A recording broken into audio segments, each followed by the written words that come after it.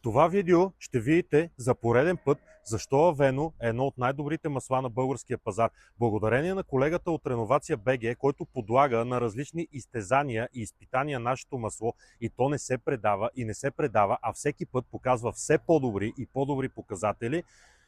Изгледайте видеото до край и нека всички хейтери замълчат точно сега. Вода в маслото. Какво ще се случи, ако по някаква причина вода проникне в маслото?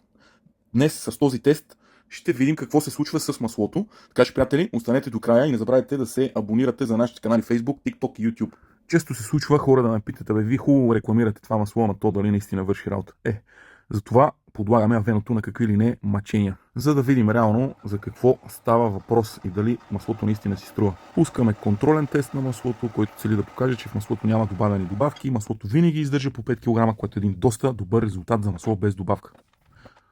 Премествам триещата се ролка леко в страни и я завъртам, за да мога да трия върху нова траектория на триещите се ролки. Добавям 10 мл вода, което е 50% от количеството масло.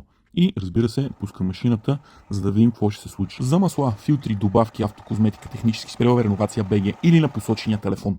Ето какво се случи с маслото, когато добавихме вода. Маслото издържа цели 3 кг. Искам да напомня, че имам масла, които без вода издържат по 3 кг. Така че, приятели, направете си сметка за качеството на Авено. Всеки, който иска си закупи Авено с 12% отстъпка, Реновация БГ или на посочения телефон.